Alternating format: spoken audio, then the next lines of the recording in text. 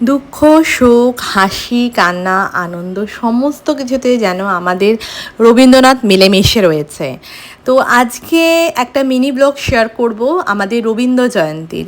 যেদিন রবীন্দ্র জয়ন্তী ছিল সেদিন হয়তো আমরা রবীন্দ্র জয়ন্তীটা পালন করতে পারিনি, তার দুদিন বাদে রবীন্দ্র সন্ধ্যা আমরা পালন করেছি। কি করলাম না করলাম সমস্তটা শেয়ার করব, আর কেমন লাগলো অবশ্যই জানাবেন।